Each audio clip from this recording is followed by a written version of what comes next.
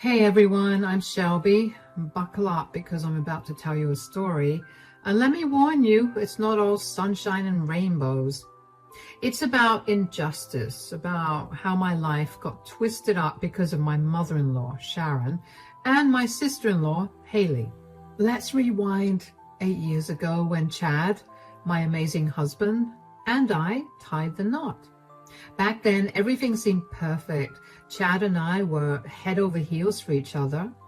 We had dreams of a happy life together, just like in the movies. You see, Sharon wasn't exactly thrilled about her son marrying me. I guess she had different plans for him. And Haley? Well, she was like a puppet, dancing in her mom's tunes, causing chaos wherever she went. She was younger, but oh so foolish. The queen of bad choices. Haley despised me like it was her job, and 3 days before our wedding, Haley and Sharon barged into Chad's and my apartment. What's going on? You can't just barge in here like this. Look at this, Haley. My own son won't even let me into his apartment. Mom, it's not that simple. Every time you come here, there's tension and insults thrown at Shelby. Why can't you just accept her? She's an amazing woman, educated, from a good family. What's the problem? Chad, you're not seeing the bigger picture. There's something about Shelby that doesn't sit right with us. Shelby is the woman I love, Mom. She's been by my side through everything, including Dad's passing. We've built our lives together. But what about us? You're abandoning your family by choosing Shelby over us. Where's your loyalty? I did not raise you to be this way. Mom, let's not do this. We're getting married in 3 days. I can't just abandon Shelby because you don't approve of her. Sharon, I've done everything I can to prove myself to you. I've tried to be a part of this family and to love you all. All I want is acceptance, love, and a chance to make Chad happy. Shelby, don't play the victim card here.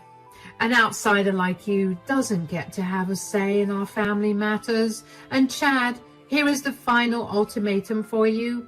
Leave Shelby or you are not welcome in this house. No contact. Consider yourself out of the inheritance as well. It's your decision. Mom, this is ridiculous. You're asking me to choose between my family and the woman I love? The decision is yours, Chad. Choose wisely. Well, it wasn't like Chad made his decision willingly. He was forced into it, pressured by his mother and sister. For the next 3 days leading up to our wedding, Chad tried everything to convince Sharon and Haley to come to accept me and be a part of our joyous celebration. But they refused, stubbornly holding on to their hatred for me.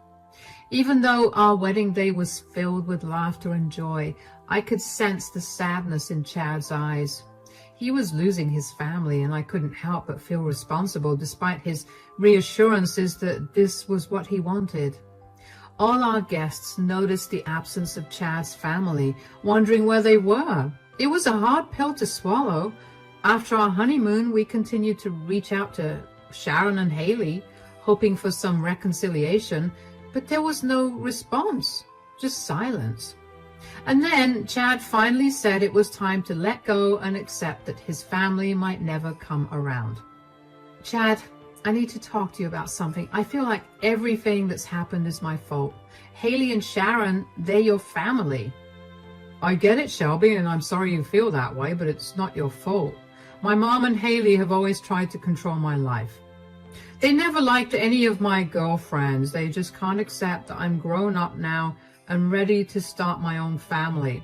They've always had this habit of playing toxic games even when Dad was around. Mom was in charge and Haley was her puppet. I've let them get away with too much for too long.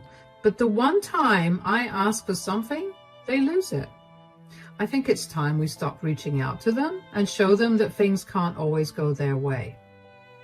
But Chad, is this really the right thing to do? I know they don't like me, but giving up on them? They're the ones who gave up on us. They treated you unfairly in the past, and I can't stand for that. If they want no contact, then so be it.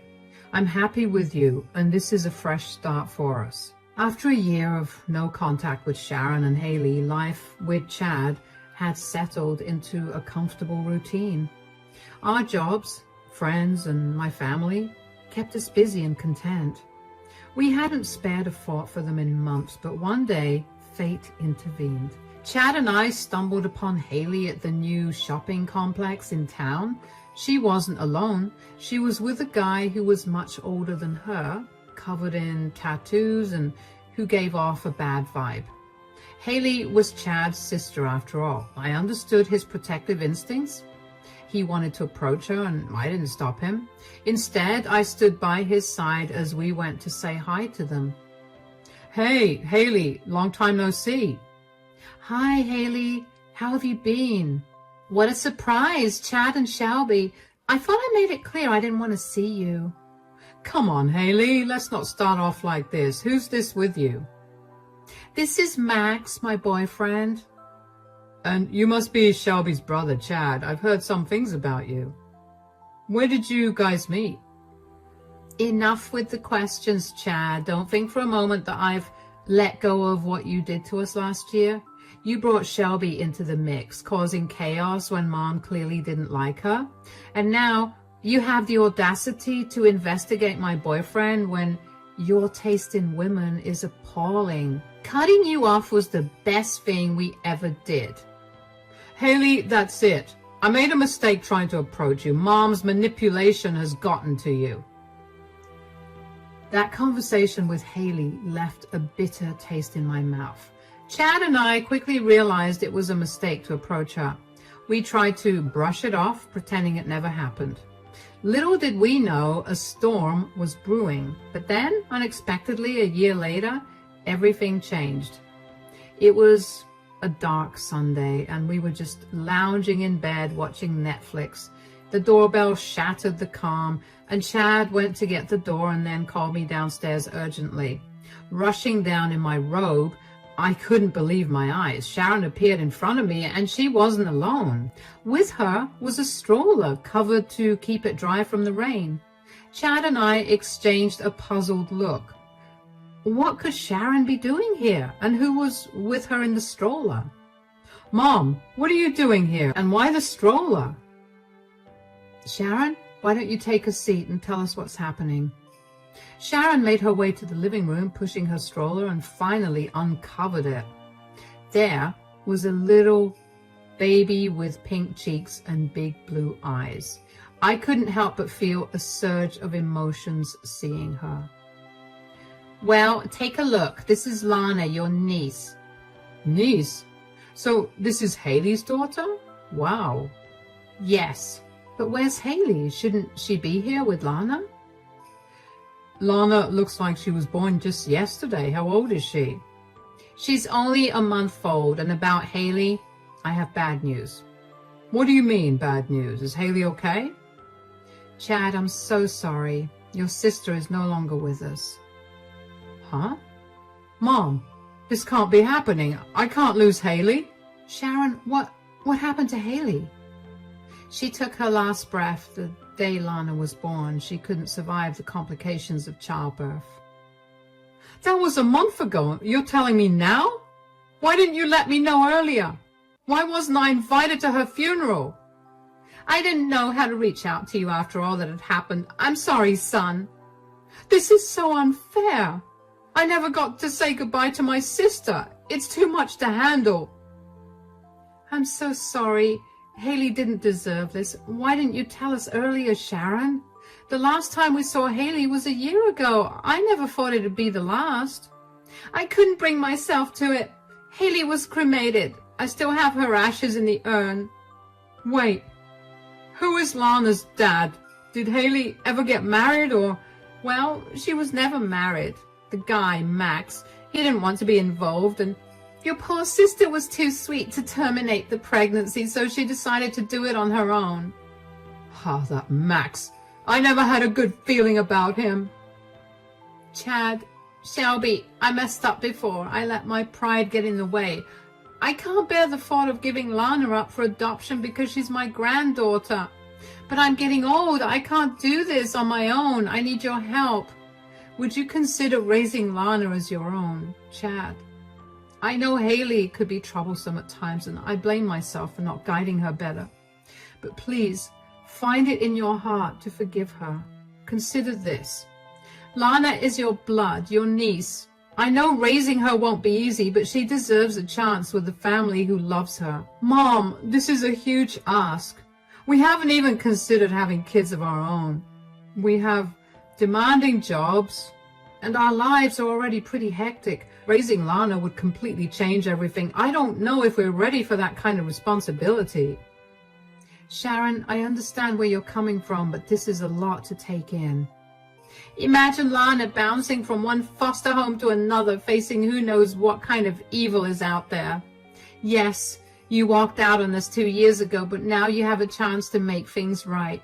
For me, for your sister, who isn't here to ask this herself, think about your dad. He would have wanted this too. He always believed in family, in sticking together through thick and thin. There's no other option for Lana. It's either you two or no one. Mom, maybe it's best if Lana stays with you for a bit. We need some time to process everything, especially given our past issues. It was a lot to wrap my head around. The sudden loss of Haley, leaving baby Lana behind, and Sharon, who had always been the source of tension in my life, now reaching out for help. Chad and I found ourselves immersed in endless discussions. Sharon's calls only added to the intensity, urging us to make a choice. Taking in Lana would mean a complete upheaval of our lives. I'd have to put my career on hold, uncertain for how long to care for her as a mother would. It meant rearranging our plans, adjusting to the needs of a baby, and embracing a new reality. But then there was the alternative, placing Lana in the hands of strangers through adoption, and the thought sent shivers down my spine. Sharon's words lingered in my mind that there were dangers out there, dangers I couldn't bear to imagine Lana facing alone. We finally made a decision. We were going to take in Lana. When we called Sharon with our choice, her relief was noticeable. She asked us to collect Lana from her place, and so we did. As we arrived at Sharon's house, everything was packed, ready for Lana's new journey with us. There was the urn containing Haley's ashes resting on the tabletop. Well, Haley would have been glad to see this, Chad. You're doing a good job as an older brother. I'm trying my best. How about you two come over later this weekend? We can spread Haley's ashes together. I think it would bring us some closure. I agree, Sharon. It would be a meaningful way to honor Haley's memory. Wonderful. I'll make the arrangements. We can gather at the park where Haley used to love spending time. Thank you for giving me a second chance. I appreciate it more than words can say. Take good care of Lana. I'll be making visits to see her, of course. Becoming Lana's mom changed my life in so many ways. The biggest change was quitting my job. I did it because Lana needed me, and I wanted to be there for her all the time. It meant adjusting to a new routine of taking care of her, feeding her, changing her diapers, and staying up at night when she cried. It was tough, but seeing Lana smile made it all worth it. Chad and I had to stop going out with friends and focus on being a family. We had to be careful with money because we only had one income now. But Lana was worth every sacrifice. Sharon didn't visit much, but when she did, she brought Lana gifts. It seemed like she had changed. She appeared calmer, yet her eyes hinted at some hidden pain, perhaps from losing Haley.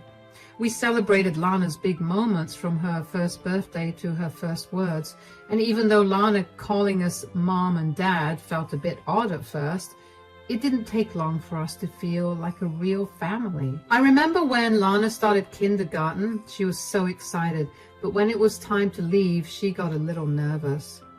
We hugged her tight and promised we'd be there to pick her up. And when her teacher called us because Lana was crying because she missed her pet hamster, we couldn't help but smile. We spent weekends at the park, pushing Lana on the swings and watching her giggle with delight. And on rainy days, we'd build forts in the living room and pretend we were on an adventure together. My parents adored Lana as if she were their own granddaughter. She brought joy and laughter to their home too.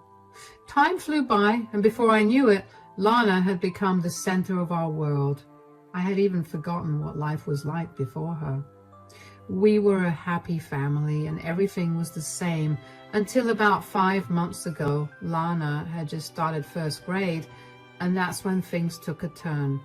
I had noticed some signs, so I decided to take a pregnancy test, and sure enough, it came back positive. Hey, guys, I have some big news to share with you both. What's up, Shelby? You seem pretty excited. Well, you know Lana is going to have a little brother or sister soon. Wait, are you saying? Yes, I'm pregnant. That's incredible news, Shelby. I can't believe it. You have made me the happiest man alive. I love you so much, baby. Really? Oh my God. Yes, sweetie, Mommy is going to have a baby. A baby, like a real baby? Yes, a real baby, and you're going to be a big sister. Yay, I'm going to be the best big sister ever. So we had a second baby on the way, and every time Chad and I talked about kids, we both knew we did not want more than 2. My upcoming baby felt like the final piece of the puzzle completing our little clan. But little did we know that trouble in paradise was looming on the horizon.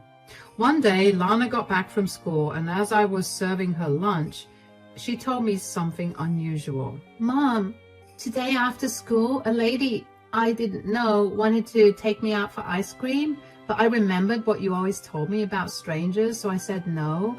I told her about stranger danger, just like you taught me.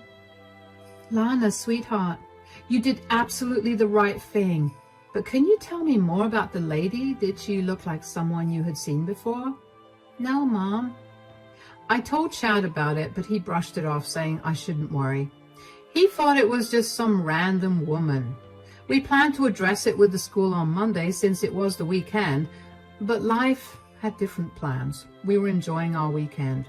Chad and Lana were in the backyard watering the plants, and I was baking some chocolate chip cookies, but then I heard a knock. And before Chad or I could reach the door, Lana ran and started shouting, Mom, it's the ice cream woman. When Lana mentioned the woman, I hurried to the door with Chad. Our faces drained of color when we saw who it was. Haley, alive! But that could not be right. We mourned her and scattered her ashes 6 years ago. It did not make sense.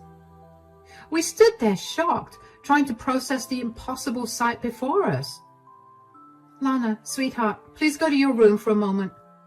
Hold on a minute. Nobody's going anywhere. I'm here to take Lana with me. Mom, what's happening? I don't want to go. Lana, it is okay. Everything will be fine. Just go to your room. Lana stepped back and headed upstairs. Huh, Mom? Shelby, you are not Lana's mother, are you? Then what is this? Haley? We thought you were gone. We even scattered your ashes with Mom. How can this be possible?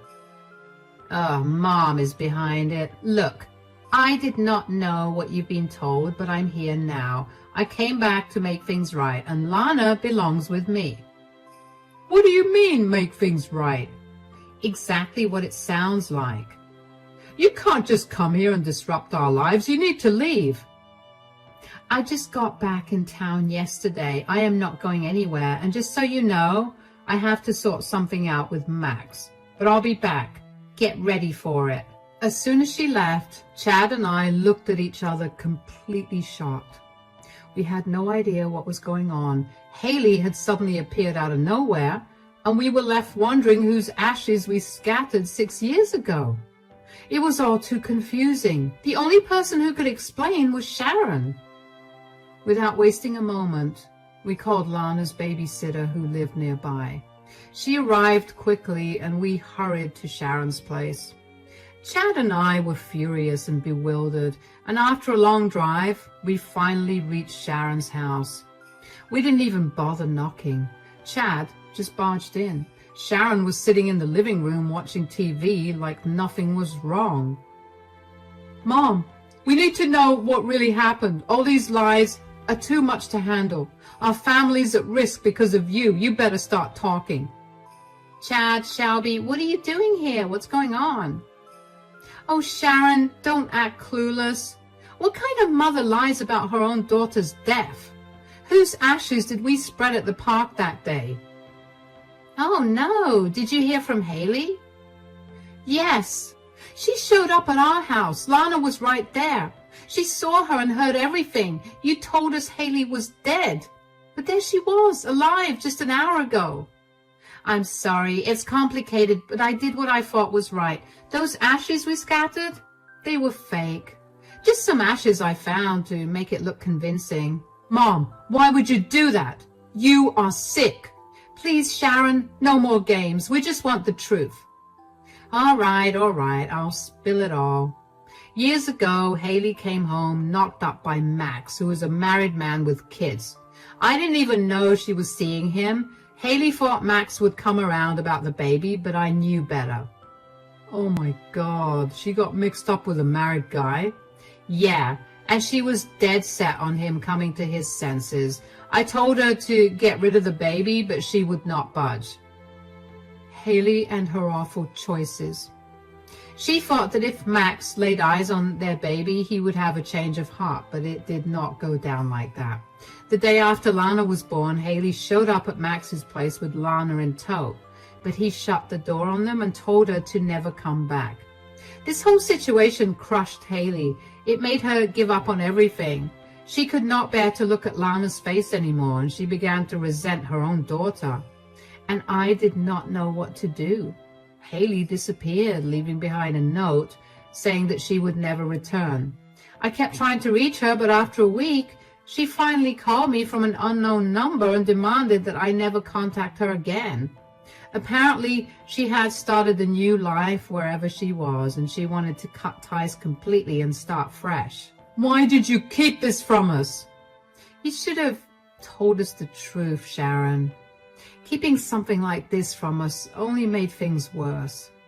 Well, after how Haley and I treated you, Shelby, I knew you would hesitate to help me with Lana. It would have been a lot to ask. I truly believed Haley was not coming back. So I felt I had to come up with a fake sob story to manipulate you guys into helping. Mom, that is not right. We had been distant for years and you came to us with lies just to bail you out? I can't wrap my head around this, Sharon. You literally manipulated us just to get rid of Lana. What kind of mother resorts to such sick lies? This is beyond belief, and you went as far as convincing everyone that Haley was dead. Oh, believe me, I went through a lot to pull off this lie. I did everything in my power to erase any trace of Haley's existence. I had no other option. I didn't have it in me to give Lana up for adoption. We need to sort this out fast. Yeah, but let's deal with Haley first. Mom, you are going to pay for this. Chad and I headed home, unsure of what would come next. The thought of losing Lana was unbearable, especially with my pregnancy causing added stress. We could not even reach Haley since she had changed her number. It felt so unfair. First, she did not want the baby, and now she suddenly wanted her back after 6 years. We needed to know the whole story, and despite the uncertainty, we contacted our lawyer just in case. Lana sensed the tension and kept asking about Haley, and the fear of losing Lana consumed me and tears welled up. Chad brought takeout for dinner just as we were about to eat. The doorbell rang again. My heart raced as I hurried Lana to her bedroom with her food, and we answered the door anxiously. I told you guys I'd be back. Let's continue this inside. Haley, look, we heard everything from Sharon, and I'm sorry she lied about your death like that, but I don't blame her. I don't care. I had a different life miles away from her for 6 years. I even got engaged, but things didn't work out. But guess who I heard from just in time? Max. After 6 years of silence, he reached out. He was going through a divorce and said he needed me. Max asked about Lana, and I could feel his longing to rebuild our family, and it turns out I was right. I just come from his place and we had a lengthy discussion. We have decided to give being a family another shot. All my dreams are finally coming true. You can't rely on him, Haley. Remember, he cheated on his wife with you. God knows what else he's capable of. Think about Lana's well-being. Honestly, Shelby, Lana is not my priority here. I'm doing this for Max. He needs a loving family during this tough time, and I'm willing to give it to him. That is not fair, Haley. Lana is not just some object you can use to play happy family with Max. You and Mom have gone too far. We are trapped in a mess of lies because of you. Our home stability is shattered, and Lana is not a toy that you can toss aside and reclaim whenever it suits you. I'm not trying to hurt anyone. I just want Lana back. She's my daughter. You lost that right when you walked away from her. We have been here for Lana every step of the way. We have built a life with Lana. She is not just going to uproot and leave with you suddenly because you want her back. We are taking this to court anyway. We will ensure both you and Mom stay far away from our family from now on. Chad and I did not back down. We took the issue to court to fight for Lana. Sharon was scared because she had lied about Haley's death, and now the truth was catching up to her. Meanwhile, Haley and Max teamed up to try and take Lana away from us. They hired really expensive lawyers and tried their best to win. The court stuff was really stressful. As everything unfolded, we learned some troubling things about Max. He had his own problems. He drank a lot and had been caught stealing from a store before. It made the whole situation even messier. We had to go through a lot of hearings, and each one was nerve-wracking. But we kept believing that Lana deserved to stay with us, and we were not going to give up. Finally, after all the stress and worry, the judge made a decision. Lana was going to stay with us. Chad and I were over the moon. We hugged each other with tears in our eyes, feeling so grateful and relieved.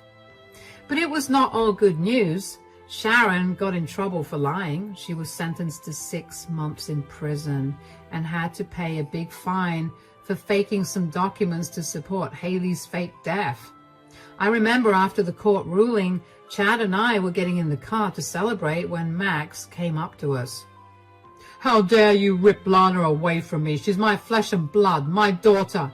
You think you can just waltz in and play daddy and mommy to her like nothing? This is not the end. Max was really mad about the decision, but we tried to ignore him. Then about a week later, Haley came to our door crying her eyes out, while Chad was away at work and Lana was at school. Haley, what brings you here? You know the decision has been made. Being upset will not change anything. I'm here because of you. You have ruined everything for me. What do you mean by that? Max told me that after his divorce, all he wanted was his daughter back. I tried my best to give him that, to make things work.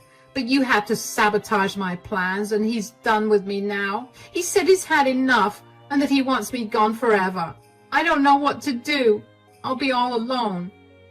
He is just so selfish. First, he loses one family, and then suddenly he wants you and Lana back. It's all about him, isn't it? You, Sharon, and Max, all of you are cut from the same cloth, and now you are facing the consequences of your actions. Please, Shelby, I don't know where else to go. I'll be left with nothing. I'm sorry, Haley, but Chad and I have moved on from your problems. We can't keep helping you. It's time for you to face reality and move on, too. Maybe it's best for you to start over somewhere else. If you don't leave now, I'll have to call the police. This is your last chance. For those of you who stay till the end of this story, thanks for sticking around. Now, you might be wondering about how things turned out for us. Well, it has been 3 months since Chad and I officially became Lana's mom and dad. Life's been a bit of a whirlwind since then. Haley's gone off somewhere and Sharon's still in jail, but for us, it's time for a change. Chad got a job offer from a big company in another part of the state. So we are packing up and moving, and it just feels like the right move for our family, especially with another little one on the way. Lana's doing really well. She's thriving under our care, and we could not be happier to have her. As for me, I'm getting ready to be a mom for the second time, and I'm so excited about it because this time it's going to be a bit different. Even though we faced some tough times, I am thankful for how things turned out. Without those struggles, we would not have Lana, and she has brought so much happiness into our lives. So here is to new beginnings and whatever the future holds.